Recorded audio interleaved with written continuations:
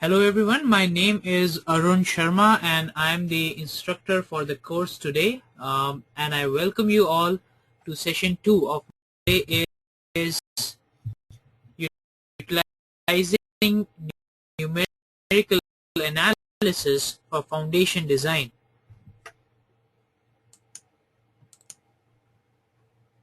And Midas holds the copyrights to this presentation. So this means that I can sue you if you use this presentation without our consent. But if you ask, then we'll most likely accept your request. The learning objectives for this session. So at the end of this course, participants will be able to understand analysis.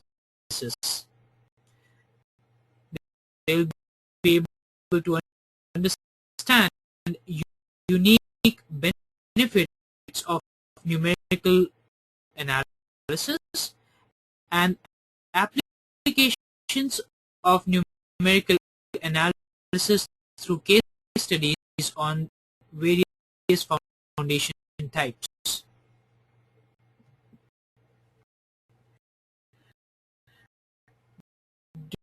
During this session, we'll be having quizzes after every chapter. We'll have 3 quizzes after chapter 1, chapter 2, and chapter 3. So we'll first start with the background of the foundation, and we'll focus on deep foundations and pile foundation.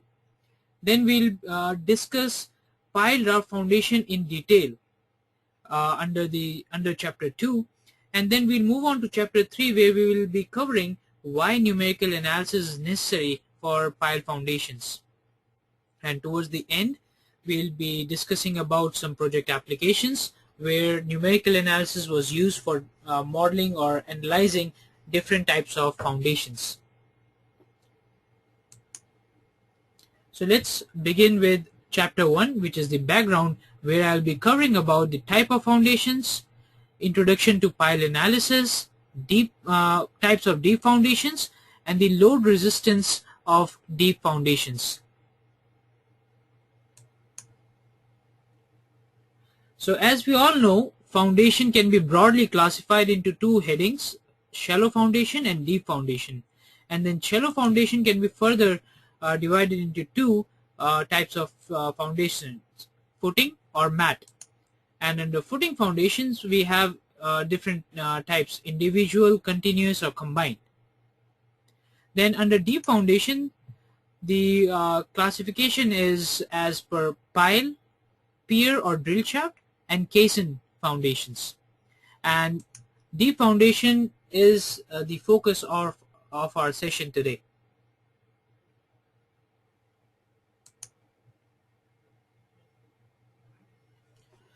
So in the beginning, I'll briefly talk about piles, pile groups, and pile raft foundation. And here you can see this is the quotation from Dr.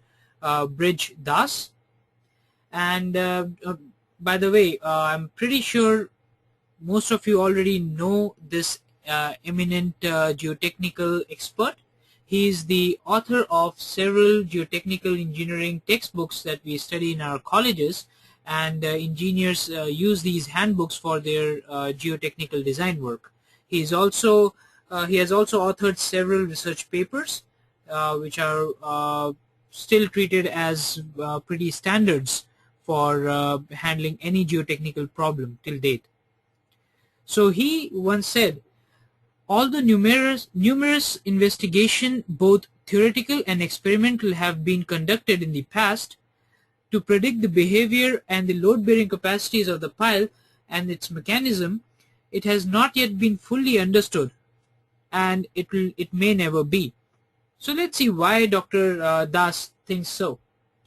So because pile foundation, although they are structurally speaking not a complex structure, but their interaction and the soil around them leads to so many uncertainties that their behavior is always unknown. So each case of deep foundation could be treated as an independent case, and their complexities in the interaction leads to engineers performing several research and discussing about it in the different platforms and podiums.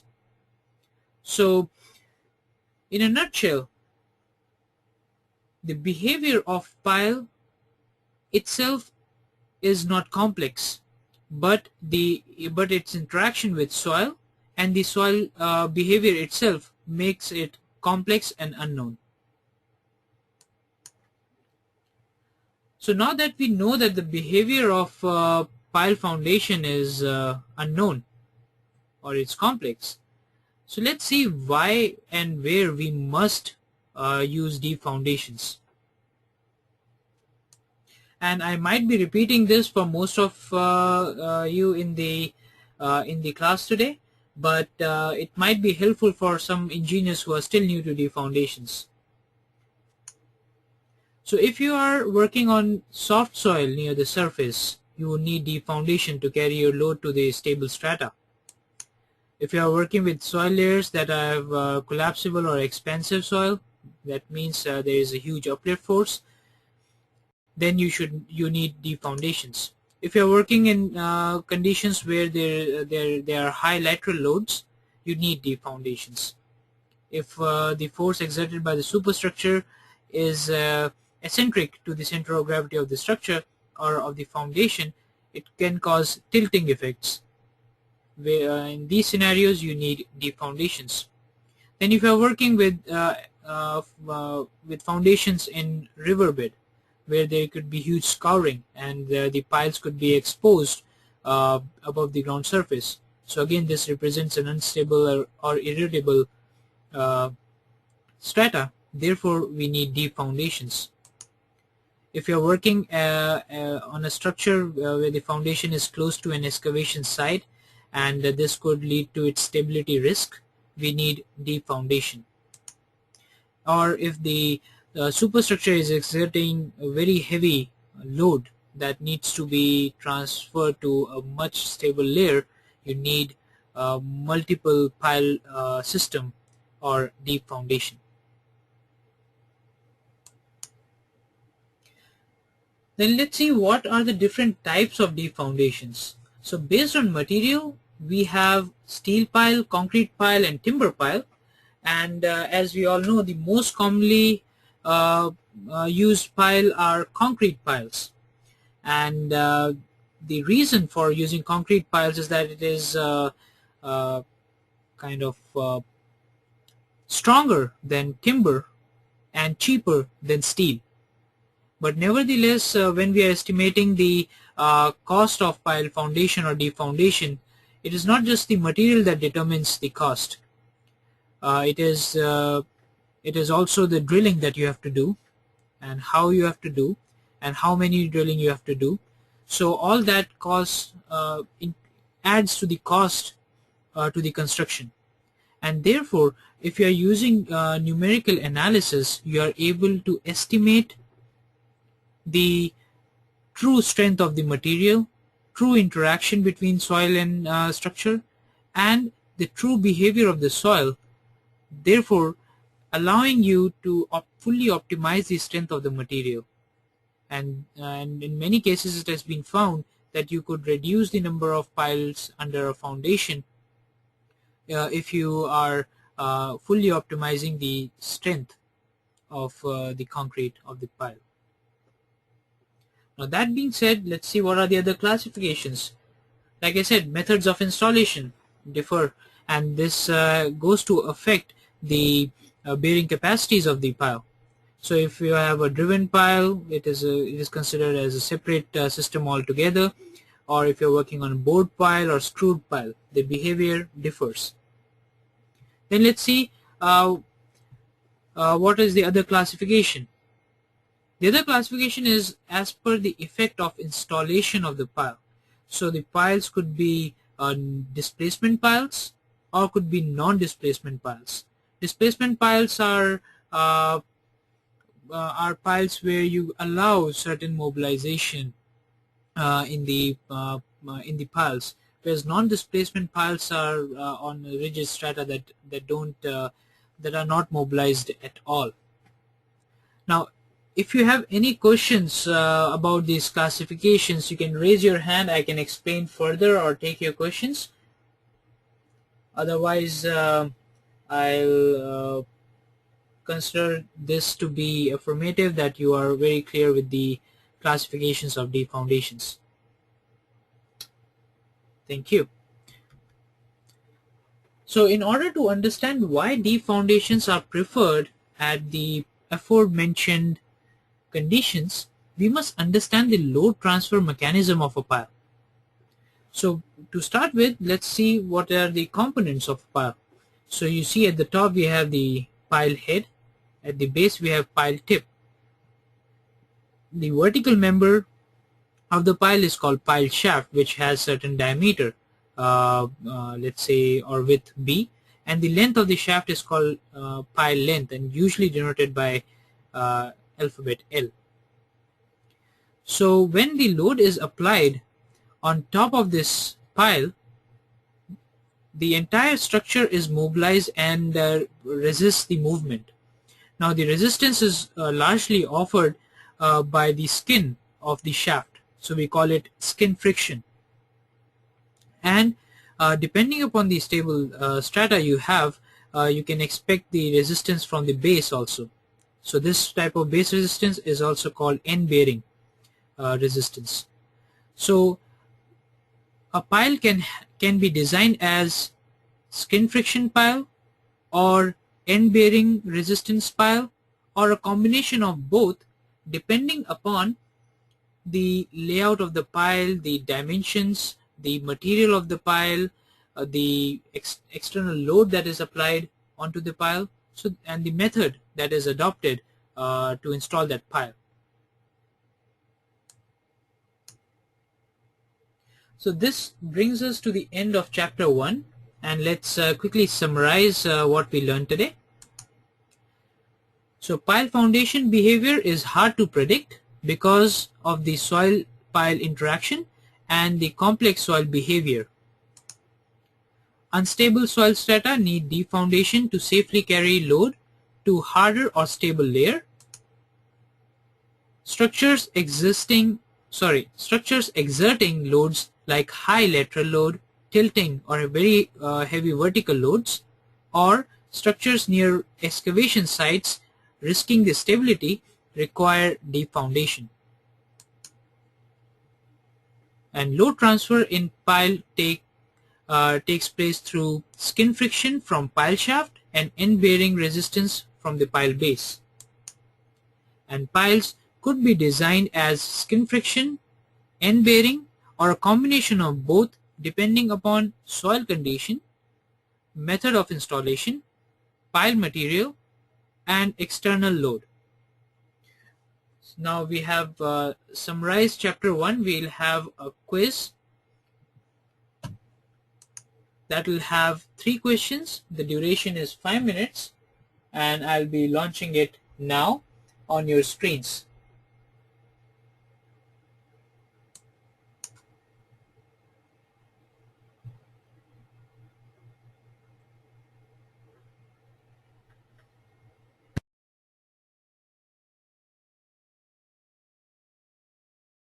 You have to select the right answers based on the instructions provided along with the question.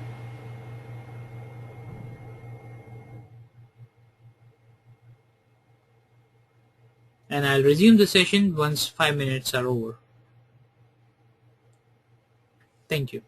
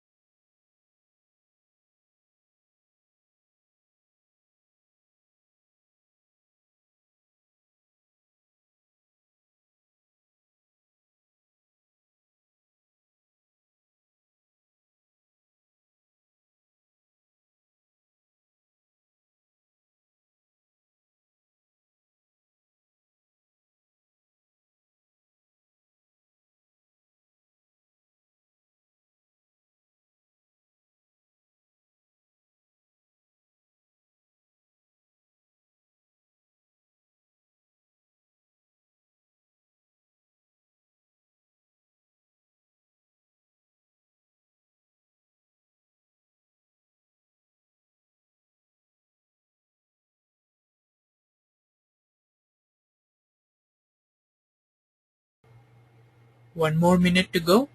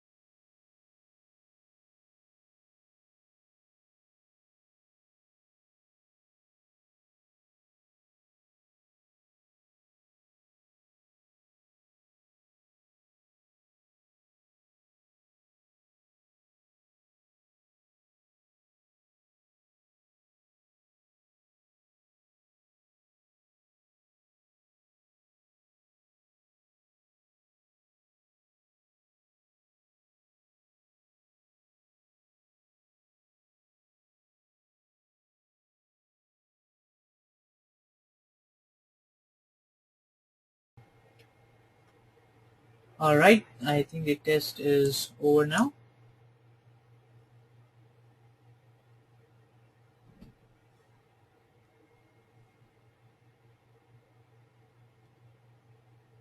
So everyone has submitted the result,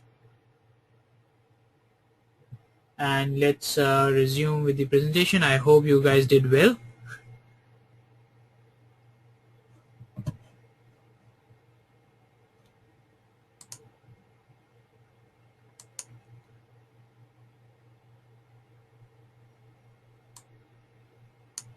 So let's move on to chapter 2, where we'll be covering pile foundation design methods. We'll be covering single pile, group of piles, and pile raft foundations. So when we start for pile analysis with single pile, we start with bearing capacity assessment. And I'm sure everyone in the room must be familiar with these formulations and symbols. So you can see uh, the bearing capacity, ultimate bearing capacity of the pile is a summation of the shaft resistance and tip resistance. Now if you're working on skin friction pile, then you would have just the shaft resistant component and not the tip resistant. And if it's an end bearing pile, then it will just have the end bearing component, not the skin friction. And as you can see, the skin friction or the shaft resistance is dependent upon the kind of soil you are using. So you can use a different, depending on different type of soil layer, you'll have either the coefficient of adhesion or coefficient of skin friction that is to be used. And for tip resistance, you can see QT times AT, which is the tip resistance times the area of the tip. Now, based on this fundamental theory, numerous theoretical and empirical formulas have been developed considering the various variables in the field below. So based on soil type, whether you are working in cohesive or non-cohesive soil, you are working with rock strata or soil strata, the formulations are different. Then based on the installation method, that's what I mentioned in the previous chapter too. If it's a driven pile or if it is a cast in place pile, and based on the pile material also, because if you're using concrete, you will have different coefficient roughness of the skin. If you're using steel, it will have a different behavior. So based on these parameters, we have different formulation setup. Then let's talk about settlement. As you can see, settlement of a pile is comprised of three types of settlement. S1, which is the elastic settlement. This means when the load is applied, the material, no matter if it's concrete or steel, will undergo elastic settlement. Then S2, which is the shaft settlement. So based on the load applied, the shaft will displace related to the surrounding soil strata. And then we have S3, which is the tip settlement. That is the overall pile will settle down from the ground level or from the pile cap location. So the summation of these three type of settlements need to be assessed in order to determine what is the settlement for the pile. Then the most important thing that you need to determine for pile is the lateral behavior.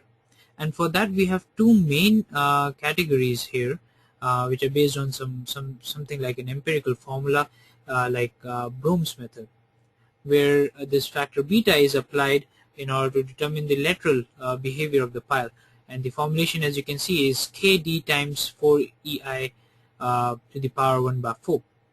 So this means you need to have these variables punched in, where k is the coefficient of horizontal subgrade reaction, d is the diameter or the width of the pile that needs to be applied, and this formula keeps changing depending upon different pile types, different conditions, and different diameters or different lengths of the pile. So it has certain other branches. But most popular method, and I'm sure everyone must be knowing this method, it's called PY analysis.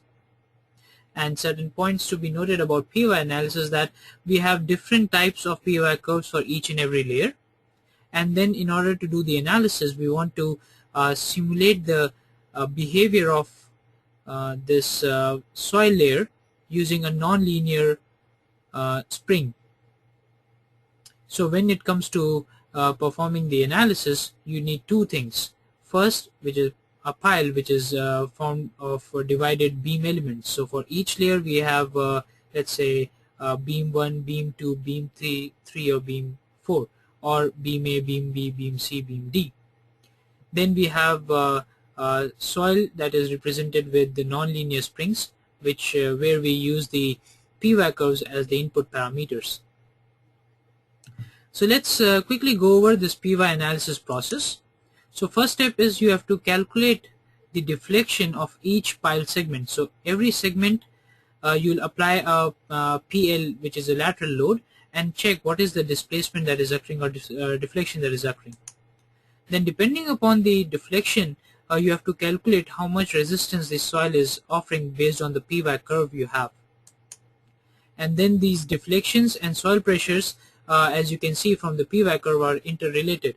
So sometimes it might happen that you get a deflection which is exceeding the pile resistance value, or the soil resistance value. So you need to do several iterations till you find the arrangement which depicts your PY curve as obtained from the field. So you have to keep doing the iterations in order to obtain the correct value or the correct behavior that you can rely upon. And this method of PY analysis is actually based on finite difference method. Now, since this session is more geared towards numerical analysis, let's see this alternate approach of numerical analysis. How is it compared to PY analysis? So here you can see a quick comparison. So let's start with soil behavior. So under PY curve or PY analysis, we use PY curves to determine or represent the soil behavior, whereas in numerical analysis we use constitutive models that are based on realistic data and represent the soil more accurately than approximate PY curves and using springs. Then for pile elements, under PY analysis we use beam, whereas in the numerical analysis you can use a solid or a beam member, and this beam member could be linear as well as non-linear. So by non-linear we mean that you can also model the non-linear behavior of the steel or the concrete that is being used to use as a material for the pile. And this goes to increase the accuracy of the analysis and more accurately represents the realistic scenario. Then when you are creating the model under PY analysis, you are dealing with a set of beams and nonlinear springs, whereas under numerical analysis you are actually dealing with a 2D or 3D environment of a structural model, where you'll have the real soil strata represented by a constitutive material model, the pile member represented by a 2D or 3D member with linear or non-linear material properties. And then in order to simulate the soil structure interaction, it is purely based on the PY curve under PY analysis, and hence the name PY analysis. Whereas in numerical analysis, you can have certain set of interface or embedded elements to capture this effect. And again, as we know, we in PY curves are based on your field test, which is very realistic data. But in order to simulate this in a software program, you have to do several iterations in order to achieve this behavior. Whereas in numerical analysis, the number of iterations are way less as compared to PY curve, and the results are more accurate and easily obtained. Then let's say you have to incorporate the superstructure or the upper structure interaction with the substructure. So there are not many solutions out there that take into account the superstructure behavior while doing PY analysis. There is one which is called FB Peer. I'm sure if you must have used it somewhere down your career path. But if you are using a numerical analysis approach, then you're more than welcome to create your entire superstructure, not just limited to the pile cap. You can have your pier, you can have your superstructure on top of it, and see the interaction between the superstructure and substructure.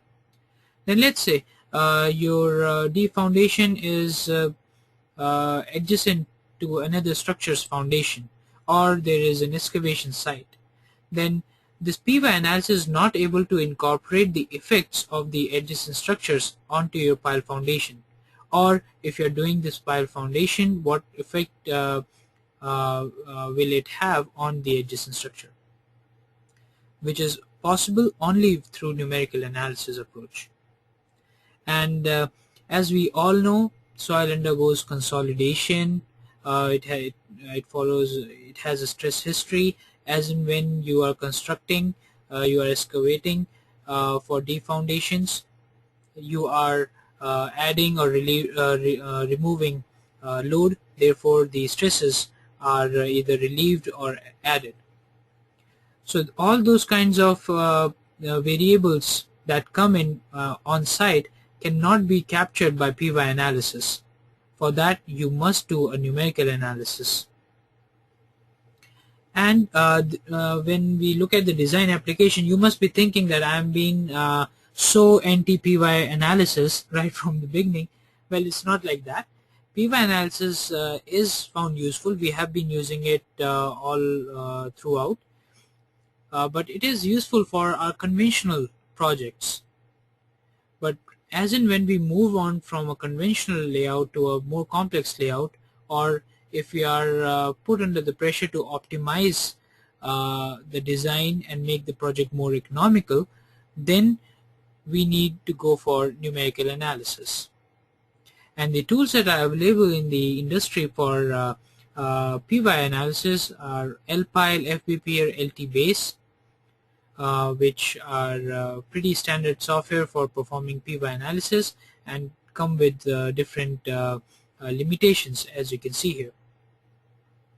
On the other hand, for numerical analysis, we have softwares like Midas GTS, FLAC, or Plaxis, and they are all able to perform numerical analysis and lead to a more refined result.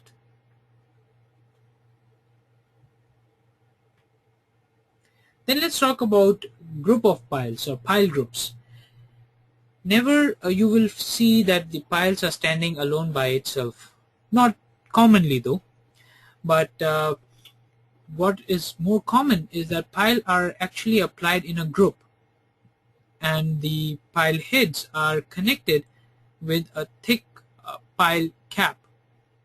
Now the role of pile cap is to take the load from the superstructure and redistribute it on the substructures or on the pile evenly.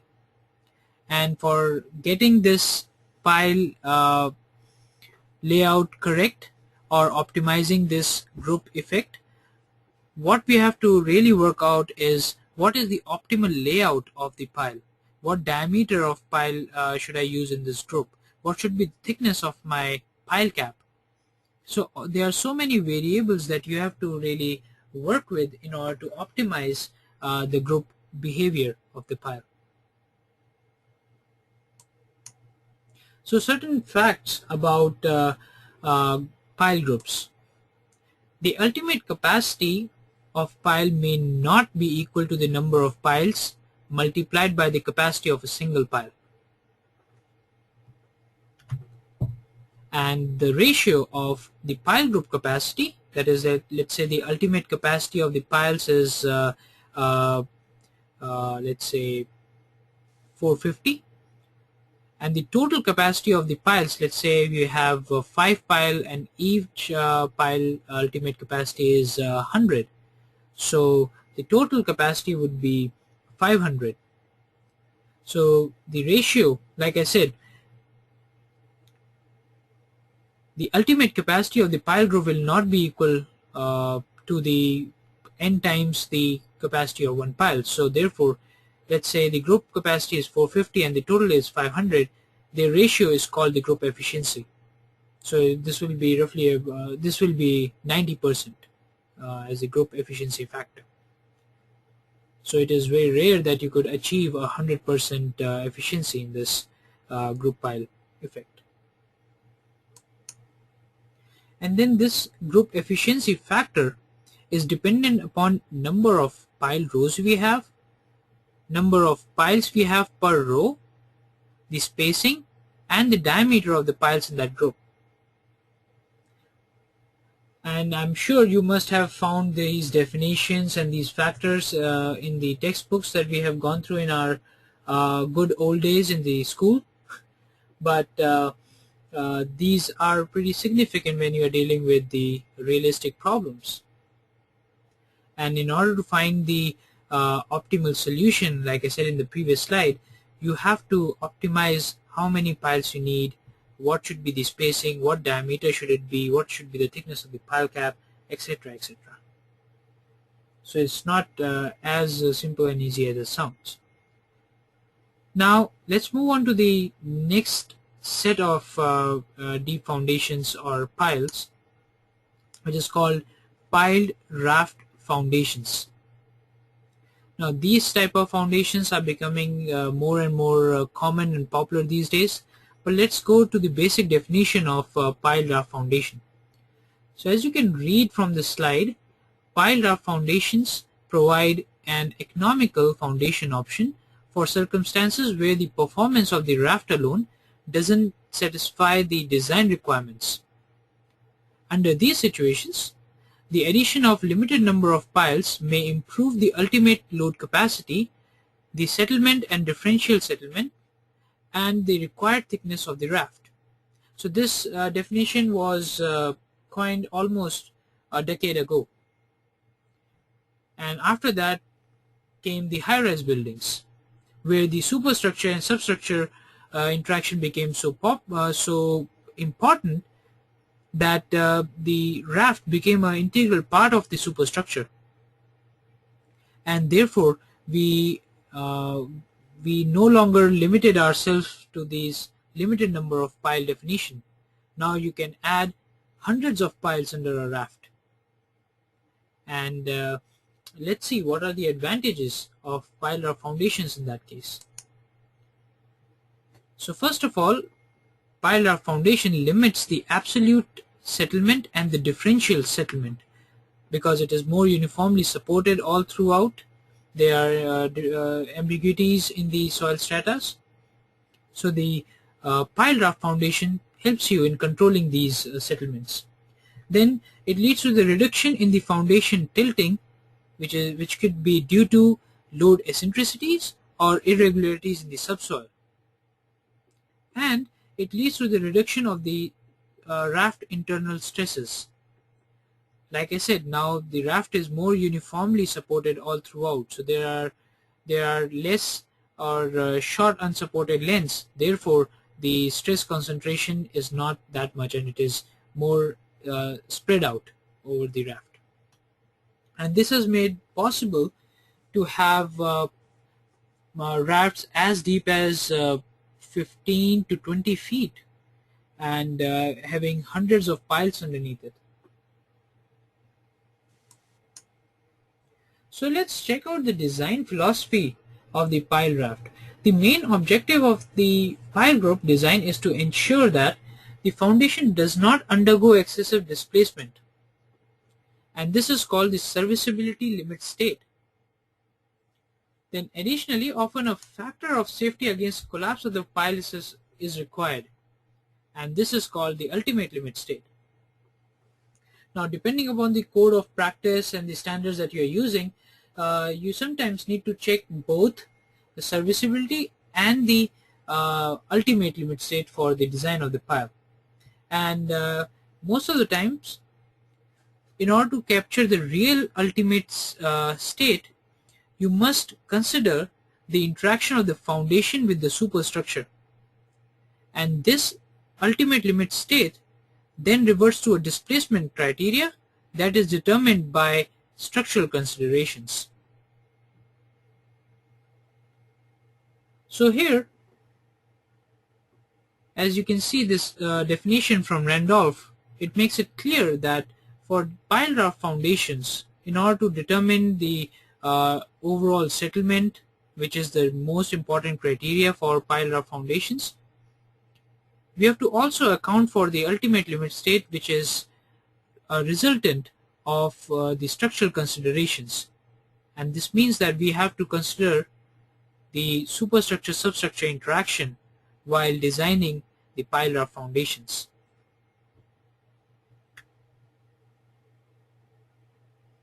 So let's see what is the behavior of a pile raft foundation. So behavior of pile raft foundation is much more complex than a single pile or a group of piles. So let's see why. So here you see we have a raft that has certain load on top of it, and then we have a certain set of piles.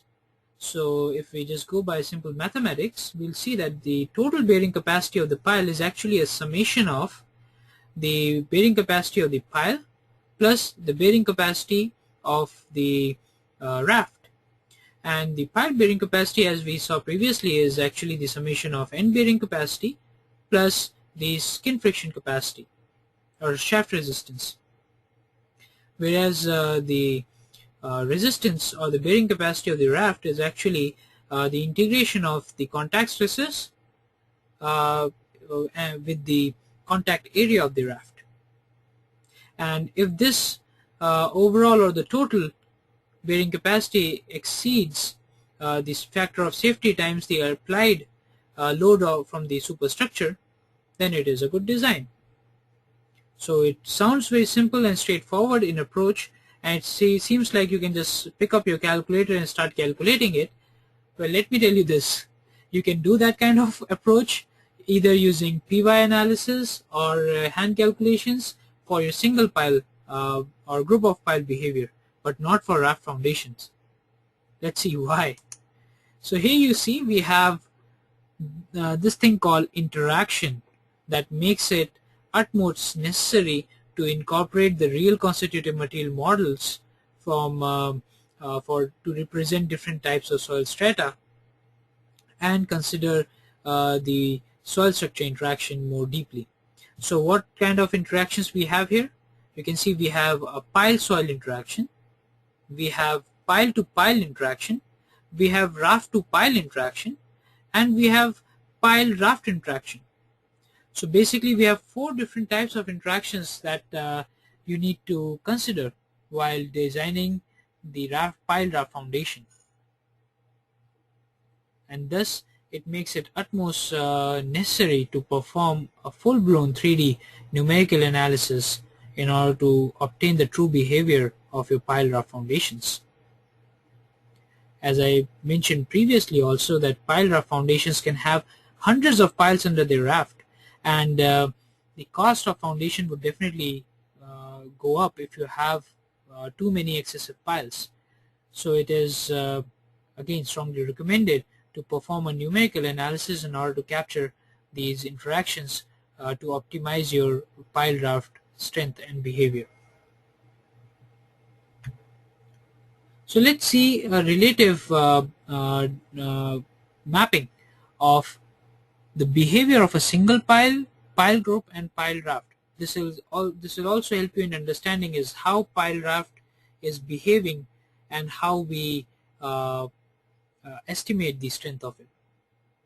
So if you see, this is the standard resistance versus displacement or the settlement graph, and as we all know, beyond the bearing capacity of the single pile, we see a sharp failure, and this failure is usually called as uprooting of the pile, because the friction resistance is completely lost and the pile is fully mobilized, so it can go in or out very easily. It is not resisting any force.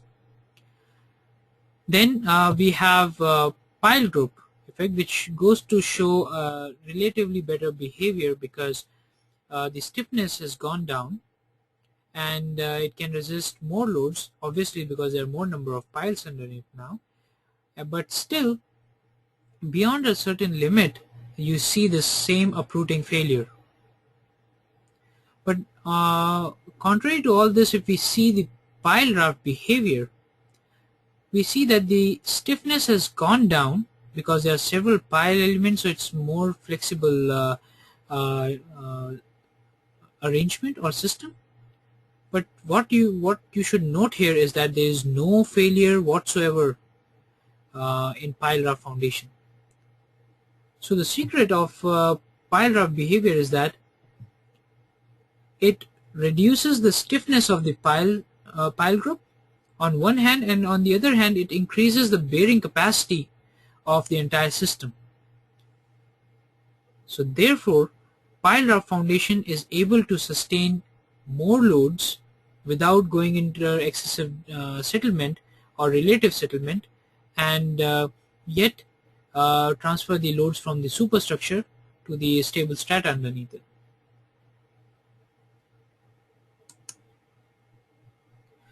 I think this particular slide will make my point more clear as why you need to analyze this pile foundations or pile raft foundations in 3D.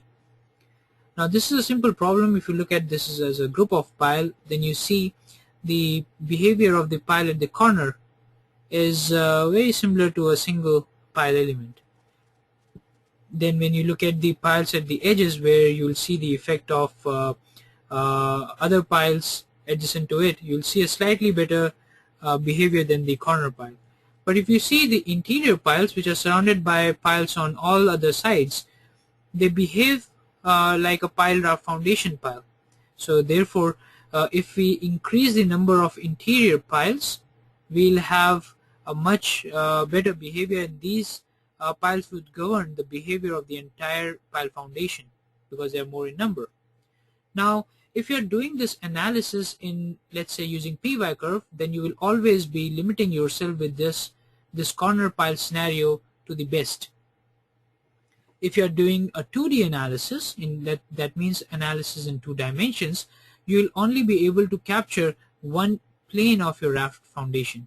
You'll be able to capture just the effect on the edge piles due to the effect of the neighboring or adjacent piles. You will never be able to capture the pile which is surrounded by piles on all other sides.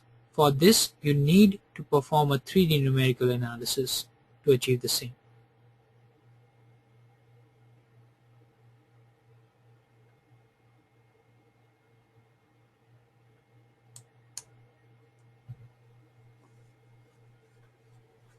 Then let's move on to the design requirements for the pile raft foundation.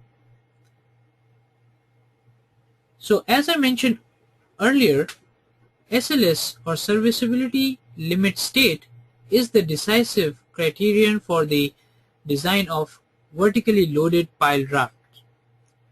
The magnitude of absolute and differential settlement and the tilting of the building are therefore of special importance, and especially when you're dealing with a high-rise building where you don't want relative settlement to occur between the towers or the buildings to sway and hit each other, or if you have a high-rise building that is tilted and then you have a strong lateral wind load onto it, it will amplify the effect onto the foundation.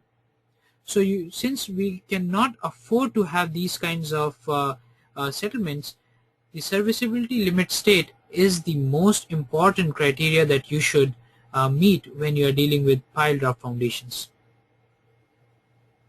So this brings up the question that what should be the relative proportion of the load that is carried by the raft and the pile? And you should also be thinking that which pile configuration, that means number of piles, pile length, and the layout, would actually reduce the absolute and differential settlement and the structural forces most efficiently. And this is where I would like to lay emphasis on numerical analysis, and that too in 3 dimensions, because you'll not be able to capture the pile raft behavior unless you are doing a true 3D analysis.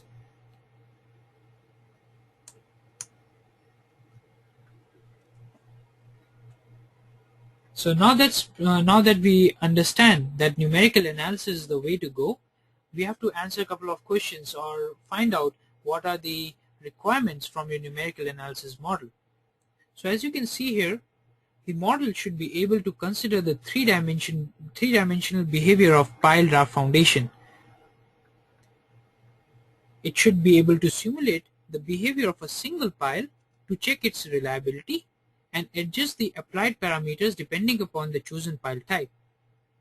So this means before blowing up your model into full 3 dimensions and all with all the pile members, we should first make a 3-dimensional model of single pile, verify its results with the field data, and then apply those parameters to a 3D analysis model.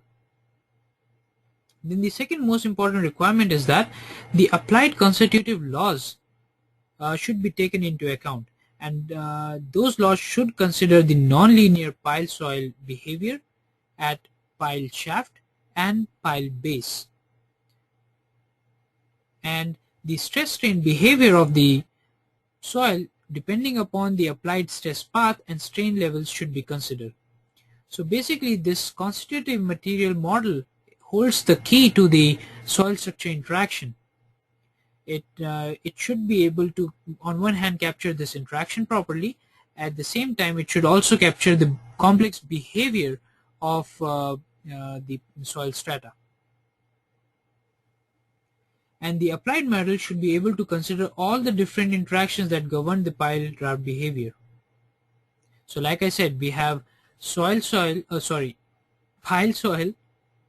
pile raft, raft soil, and pile interactions in raft foundation, and that is something that needs to be considered, or your model should be able to capture all these effects correctly.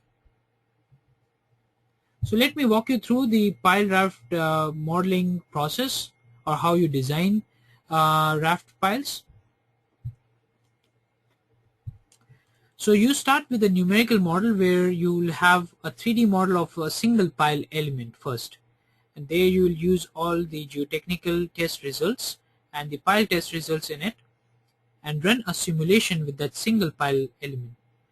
While doing the simulation, you will calibrate your results based on the field test data that you already have. Now this will call for certain iterations till you calibrate the behavior of a single pile in that numerical model. Now from there you can develop a full-blown 3D model where you have all the pile elements with substructure, superstructure together based on the parameters you obtained from the previous analysis. Once you have obtained the numerical model in 3 dimensions, you perform the simulation, and there you have to perform a parametric study, which means you can play around with different pile arrangements, different types of piles, different pile material, different dimensions, different lengths of the pile, and also apply different load combinations. Based on this parametric study and load combination, you will get a set of results which will be in the form of stresses, deformations in soil strata as well as in the pile members. So based on those forces and results that you obtain from the simulation, you have to check based on the code's standards whether the pile foundation or the pile raft foundation is meeting the serviceability limit state requirements and the ultimate limit state requirements. And this part of the job is performed usually by structural engineers. So you give them these parameters or the results which are used as a parameter for the structural engineers to design the cross section. And sometimes these cross sections are subjected to certain limitations from the field or maybe from other parameters. Maybe the client has laid some constraints. So the structural engineers can then suggest an alternate which geotechnical engineers must be able to put it back into the numerical model and confirm the finding. So this there exists a back and forth between the geotechnical engineers and structural engineers for the information of piles. I hope everyone has understood this particular chart.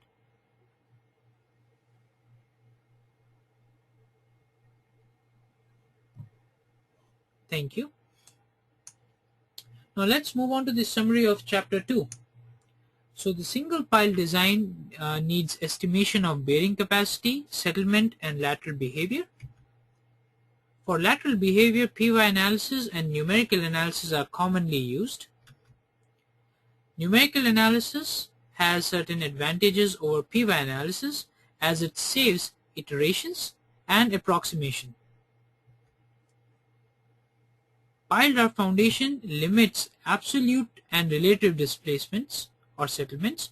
It also prevents tilting and reduces raft stresses. Pile raft foundation reduces the pile stiffness and increases the bearing capacity and thus prevents the uprooting failure or where the complete pile system is mobilized. The governing criteria for the design of pile raft is the settlement or SLS. Pile raft foundation behavior involves pile-pile, soil-pile, raft-soil, raft-pile interaction, making conventional analysis completely obsolete. Hence, a 3D numerical analysis should be performed and it is must for pile raft foundation. And last but not the least, numerical model thus created must be calibrated with field data and constitutive laws must reflect the interactions correctly.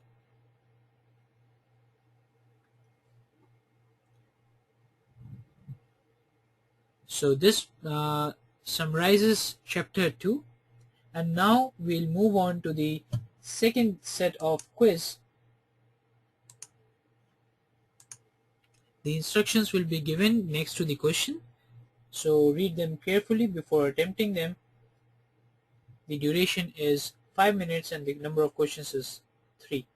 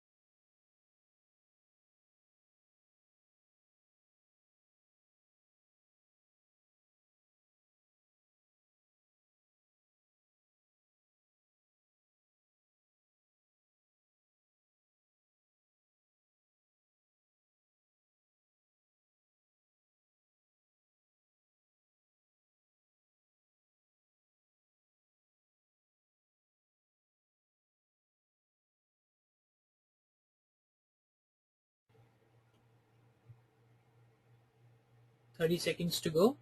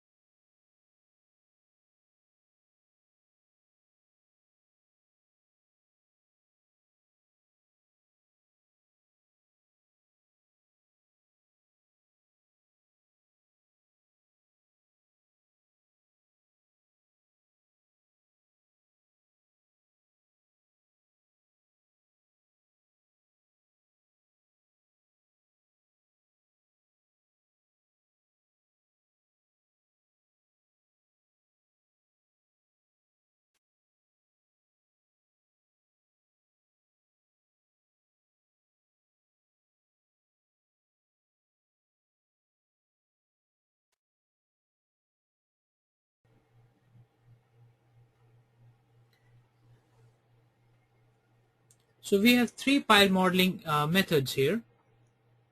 First is solid element modeling, second is beam solid connectivity, and third is line to solid interface model, which is also called embedded pile model.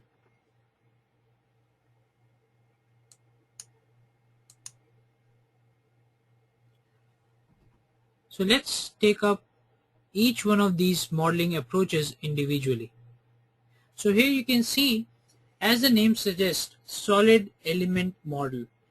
It has a model where the soil is modeled as solid elements, and the pile member is also modeled as a solid element, and therefore there is an interface between two solid elements from soil and pile, and this has to be a 2D interface because when two solids are touching each other, they are sharing a face, so therefore we have a surface as the interface.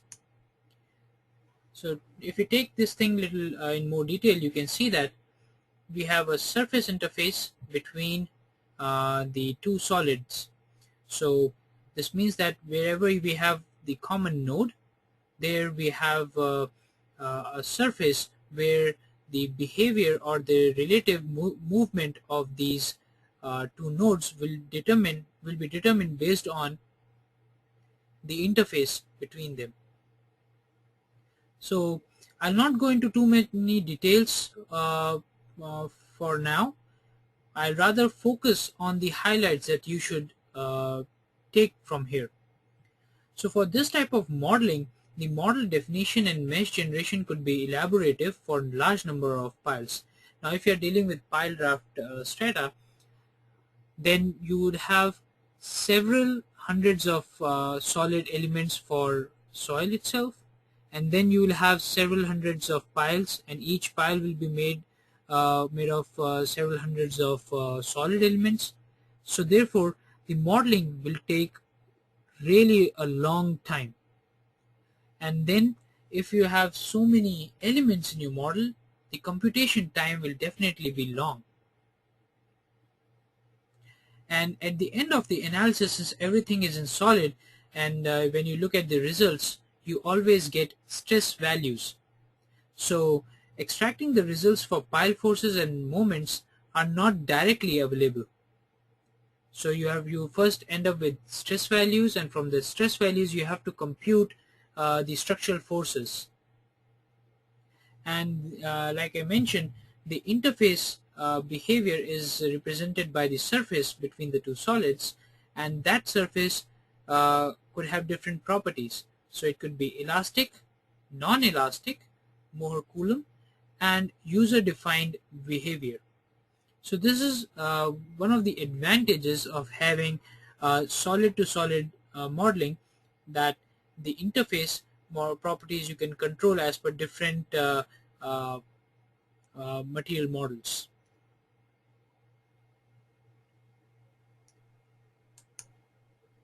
Now let's see the second approach, which is beam solid connectivity model.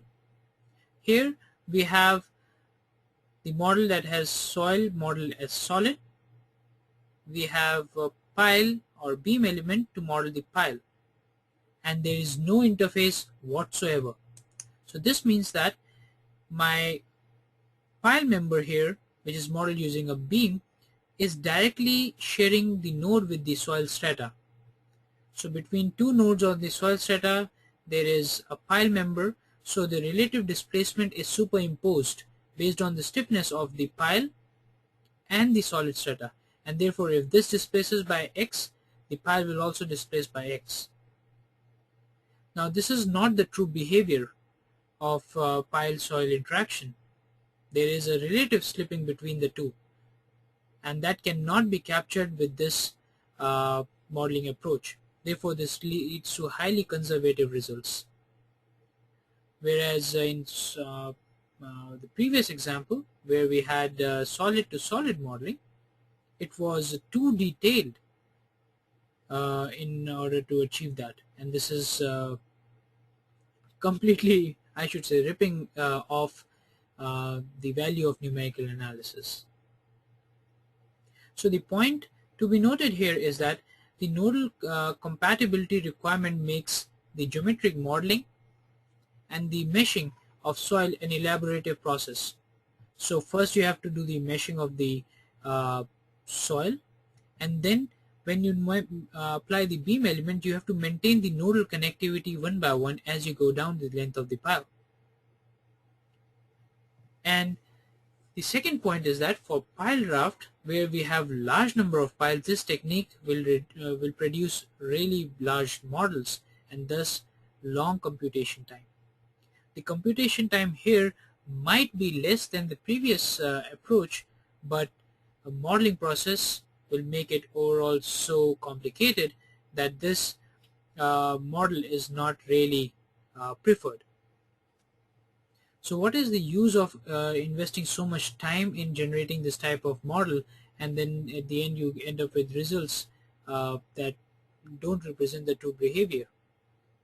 The advantage of using this particular method is that you are able to extract the forces that you need in the piles directly. So since it's a beam member, you'll directly see the bending moment diagrams, you'll directly see the axial forces in the member, but they will be approximations. And the only reason we adopted numerical analysis is that we want to get rid of these approximations. So therefore, this brings us to a third approach, which is called line to solid interface modeling approach. In this model, the soil strata is modeled with solid elements as the previous two methods, but the difference is the pile is actually modeled with a special type of element, which is called embedded pile element.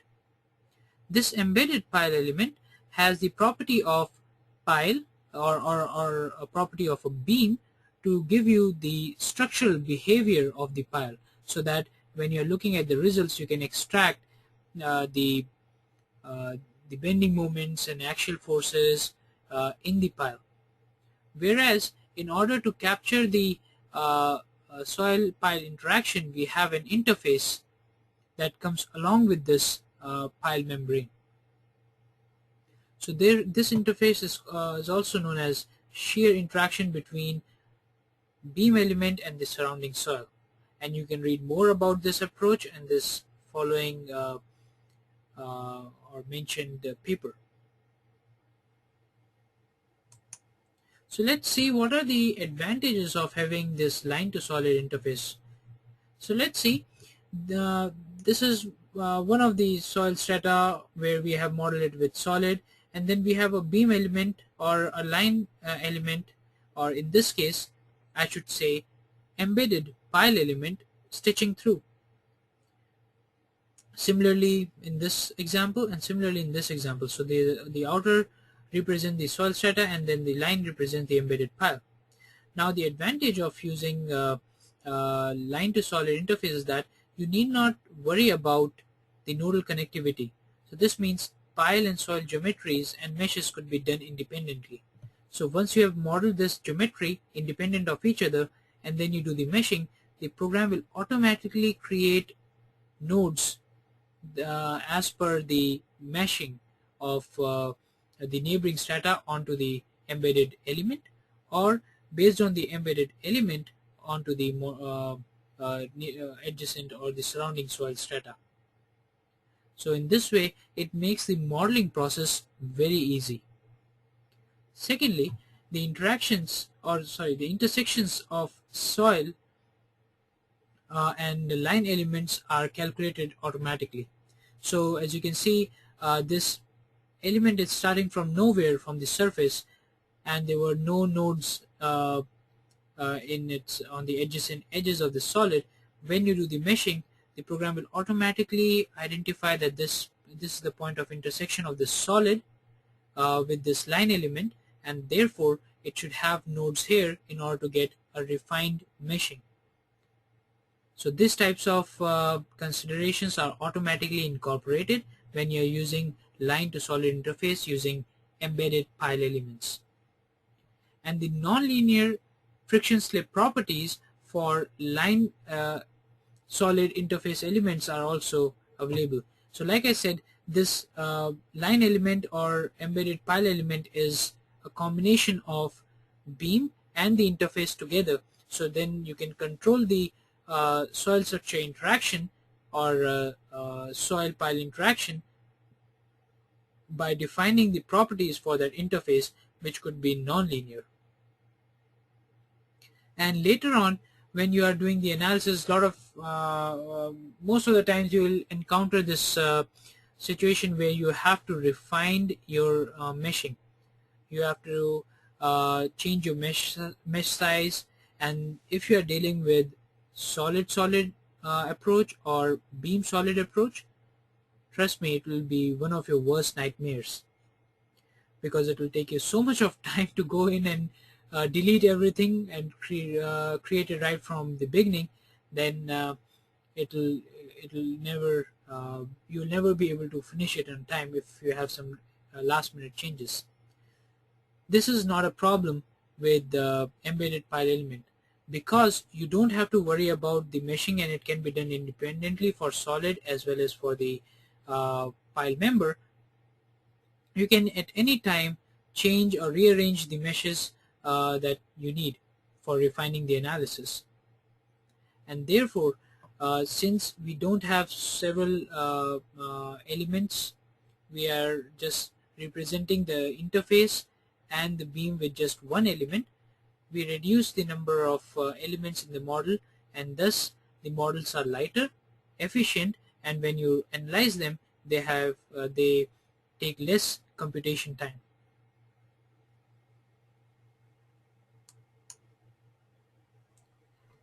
I hope the three approaches are clear, and we can move on to the verification of the analysis results. So once you basically any of these approach could be confirmed based on the analysis results verification. For this, we must perform the field tests, and here is an example of the field test that was performed in 1974 for a bridge foundation in Germany, and this test is still valid for the foundation projects today. So the setup was very simple. They had a pile member. Under the pile, they had set up the load cells to get the end bearing resistance, and they had sensors all around the periphery of the pile to capture the skin friction and the relative settlement between the pile and the soil. And then they were able to plot the three lines as you can see on this graph: base load, skin friction, and total load.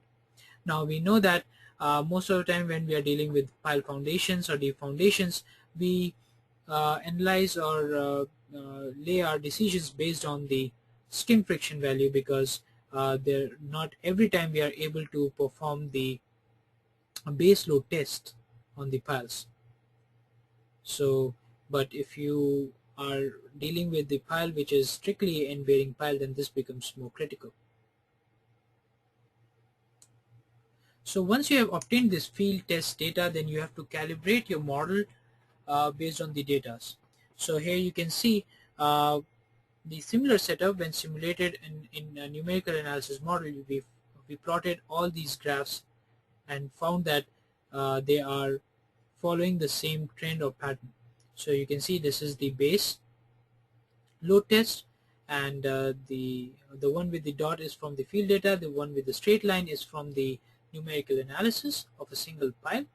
Then you can see it's same pattern for skin friction graph and same pattern for overall or total behavior of the pile. So these tests have been performed, verified, and you should calibrate your model based on this uh, field tests. So if you have performed these tests in the field like here, then you should create your model and run the model and find out these results and compare them with your site data. If they are not matching, this means that you have to manipulate or calibrate your model by changing the constitutive material properties, by changing the material properties, and comparing the results by controlling the interface properties. And this is what you can obtain from pre-Y analysis and FEM analysis. FEM means numerical model or finite element analysis, and you can see that these curves are matching. From this simple analysis of one pile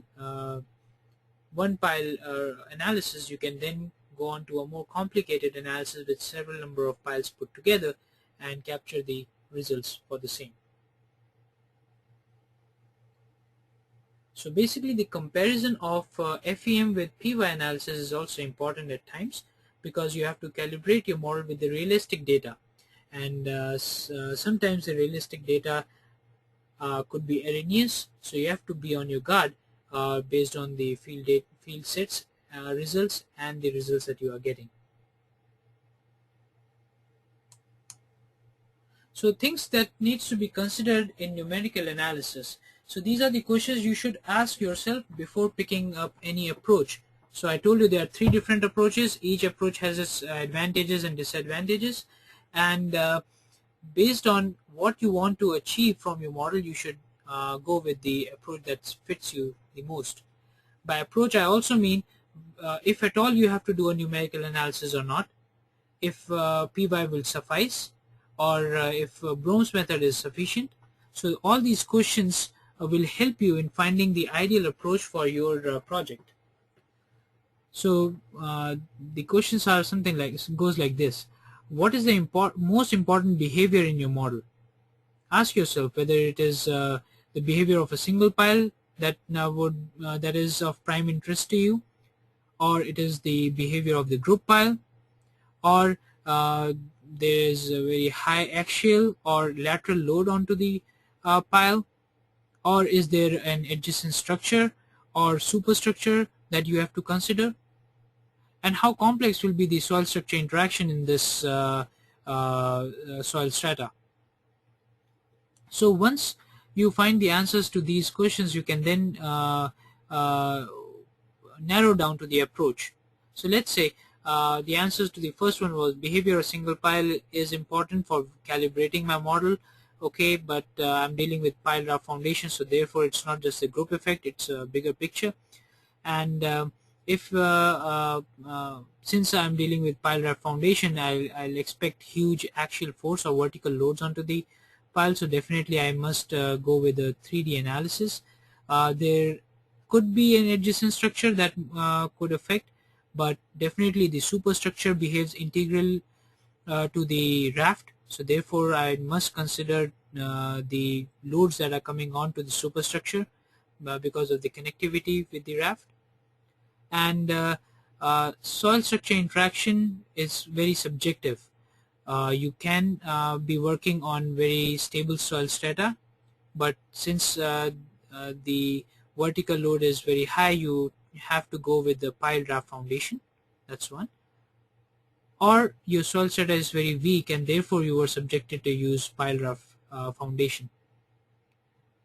So under these different situations, you can make a more informed decision as what suits your model the best. And a set of secondary questions that you should ask once you have finalized that, okay, I want to go for numerical analysis. The questions that you should answer yourself is, what is more important in this analysis? Is it the accuracy or the efficiency that matters? And most of the time it is a difficult question to answer, because engineers believe that if I am doing a numerical analysis with everything in solid elements, I'll get a highly accurate model. No doubt that's true, you'll get an accurate model, but it'll take so much time to model and so much time in extracting the results that you will not be able to justify your efforts in the output. So this type of question should be answered very efficiently. And from our experience, I would recommend the use of embedded pile elements, which have shown to give better results over other approaches. Therefore, it is very important that you have an efficient modeling setup that will reduce your analysis time. You can use different sets of materials and elements in this combination to get a good model with efficient run and accurate results. So this brings us to the summary of chapter 3. So there are 3 pile modeling approaches: solid-solid, beam-solid, and line-solid. The line-solid approach is also known as embedded pile approach, or it uses special type of element called embedded pile. The embedded pile approach has a beam element to represent the pile member and a friction or tip bearing interface element to represent the pile soil interaction. The advantages of using an embedded pile element are: pile and soil geometries and mesh can be generated independently, intersection of line and solid elements can be calculated automatically, and nonlinear friction slip properties can be accounted for through interface elements very easily. And thus, the models that are generated from this approach are lighter, efficient, and take less time to run. The numerical analysis model must be verified with the field test data of a single pile prior to generation of complete group or pile raft model. And the selection of modeling approaches depends upon the objectives of your analysis.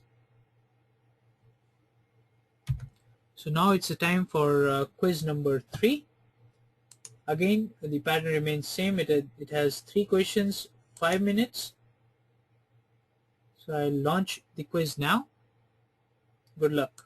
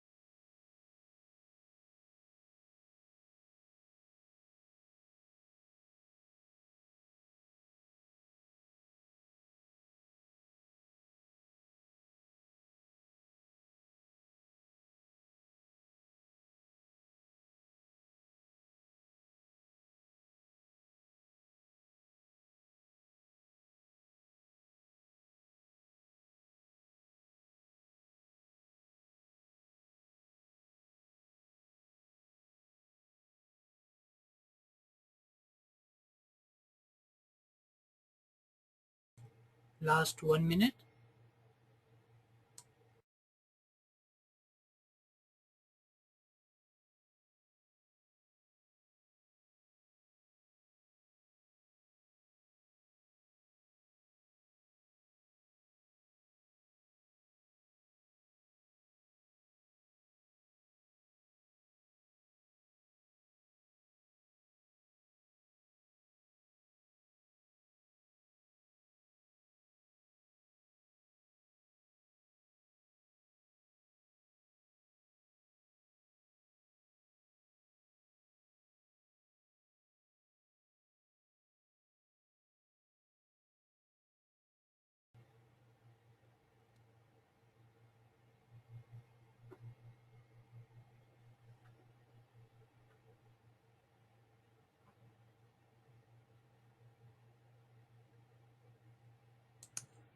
All right, thanks for submitting in your answers. I hope the test was simple enough.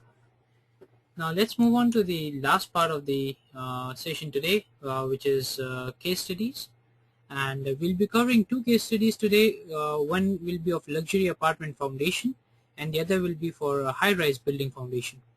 And in this case study, I'll try to emphasize and answer the questions which were similar to what I asked you in the uh, previous chapter.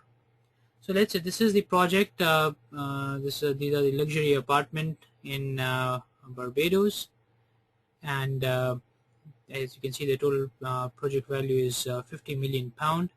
The site is 225,000 square foot, which means this is a very wide spread apartment building. And the location of this site is very close to the beach. Therefore, the soil strata is not very stable, and there they had to go for a pile raft foundation because of its soil strata conditions. And although the load from the superstructure was not that significant, and it could have been dealt with different set of group pile arrangement, but since the soil strata was not stable enough and it was a very flat structure, so they decided to go for pile raft foundations, and they were interested in raft settlements, pile forces and bending moments, and stress and strain levels. So therefore, they had to use embedded pile element approach. So this will probably explain the picture more clearly. You can see it is surrounded by water. On this side it's a beach area, so therefore you have to take care of the load, and the load how it is transferred to the stable stratas underneath. And as you can see, it had a non-symmetric, or I should say asymmetric layout. So this means the load distribution would vary based on the raft area also. So hence they could not do with just a 2D analysis, because if you have to do a 2D analysis, then you would have several sections that you need to analyze it, and you will not be able to capture the out of plane effects. So hence a 3D numerical analysis model was used for this project to determine the results in pile members and the raft members here. For this application, Midas GTS was the software that was used. And the next case study is of the high-rise building, and this is in Dubai. And it had several tall towers. Like you can see 4 tall towers, each of them at least 50-story high. And then they have these podiums and adjacent buildings in its vicinity. So it became very essential for the engineers, instead of going for individual foundations separately, they have to consider the effects of the adjacent structures, or if they are drilling these deep foundations, what would be the stresses coming on to the foundation of the adjacent structures. So they had to model the adjacent structures onto the same raft for these raft foundations. And as we talked about this previously, it's a high-rise building. It will have huge wind loads or lateral loads effect, and this again calls for a raft foundation. So irrespective of the soil strata here, the loading condition and the structure type and the field condition forced engineers to use pile raft foundation, or I should say pile raft foundation was the optimal solution for the engineers dealing with this type of project. So they wanted to find out what is the raft settlement, which is pretty straightforward. I mean, which is given output. Then they need to find out what is the pile lateral deflections because of the heavy lateral loading, and then raft forces and bending moments because they have to design the raft, as well as pile forces and pile bending moments, and not to mention uh, soil stresses and strain levels in the soil. So here you can see this is the top view of the pile raft foundation here, and if you see from the side view from the north and the east, you will see the pile members are of different lengths, and this type, and even though they are in same soil layer, depending upon the superstructure load and the interactions, you can choose to cut short your piles or lengthen them to a more stable strata. So this is a type of optimization that you need to do, and you will be able to do if you are working on a 3D model where you can capture the strength and the effects of neighboring pile members. So in this numerical model, another thing that you should note here is that the podium and the basement levels were also modeled in the same structure. Because it is an existing structure, they need to find out before constructing this type of building what force is this existing structure or the podium level is exerting on the pile raft foundation, and how much would it affect the stability of the soil existing. So this is the side view of the piles and the basement together, and this is how the results were extracted. You can see the settlement results from the soil solid data. Then we had I think solid elements were used to model the raft. You can either use solid or plate elements depending upon your needs, but the bending moments were directly extracted from the raft. The vertical stresses were easily excuse me, were captured based on uh, the soil strata and the interaction of the pile and at the pile tip.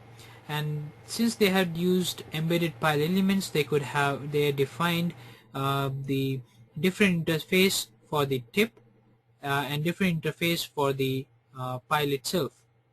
And due to enhanced visual aids of the popular software available these days, you can visually verify the results whether the piles are getting mobilized or they are transferring the force correctly or not. And with embedded pile elements, you can extract these kinds of pile axial forces. Now, for those who are wondering what software has been used for this project, I would like to share Midas GTS was the software used for this project. So this brings us to the end of our session today. Thanks for joining in. I will be more than happy to hear your feedback and questions about this session. If you have any questions, comments, please feel free to share with me. You can reach me at my direct number, which is 646-852-9292, or you can email us at midasoft@midasuser.com.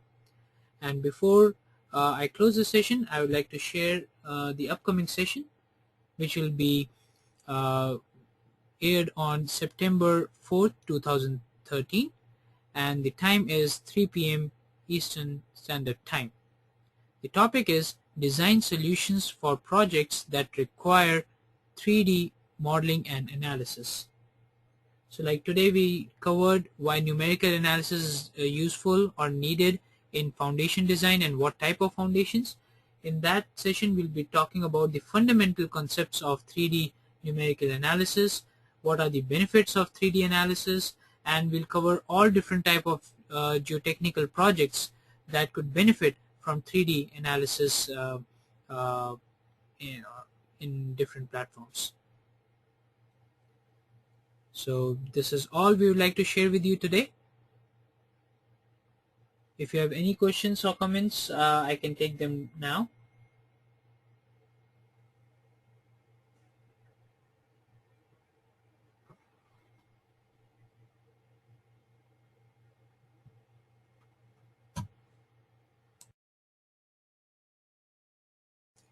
Alright, so we have one question here. How, or there are multiple questions. Okay, let me take them one by one. So one of the question is how to connect embedded line element to solid element to the solid element of the raft slab. Either it is a pin connection or moment connection. Now I understand where this question is coming from, because we have been so used to do analysis in software like LPILE or I should say BPR. We always have to simulate this pile cap or connection with the superstructure or the raft by simulating if it is a complete fixed connection or it is a flexible connection. And that is the whole reason that in order to take you away from those kinds of approximations, we do numerical analysis. What we do is we have a complete nodal connectivity with the elements of the raft to the elements of the pile or the line element, and we don't apply any kind of restraint other than the soil strata around it to support it. And therefore we are able to truly capture the interaction between the raft and the pile, and raft and the soil, and raft and pile and the soil. I hope that answers your question. Then another question coming in here is that there are different approaches available: PY analysis for lateral behavior and numerical analysis for lateral behavior. What type of analysis is applied in which type of software? So I will answer these questions later on independently to the engineer who are asking these questions, because we will not be marketing or publicizing one software over another. So I got your question. I have recorded it. I'll definitely come back to you. There is one more question coming in. How do you control the excessive settlement of the pile foundation? So are you asking about single pile or pile raft or group of pile?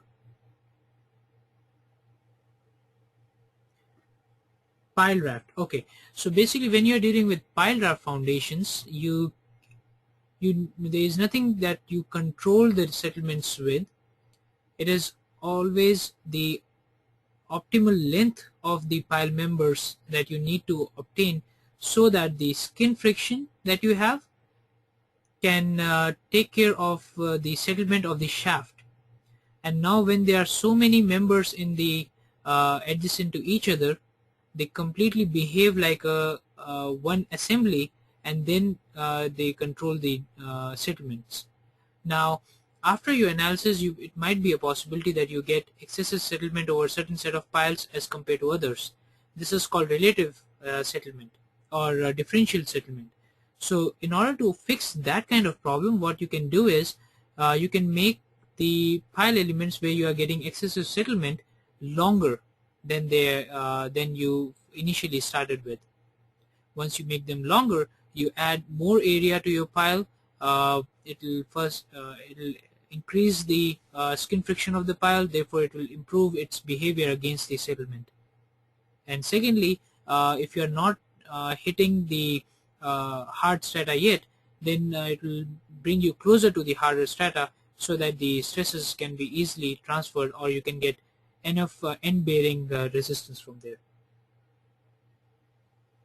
I realize we have exceeded the time limit by 15 or 16 minutes. So I'll close the session now. If you have any more questions, feel free to write to us and we'll be more than happy to answer them.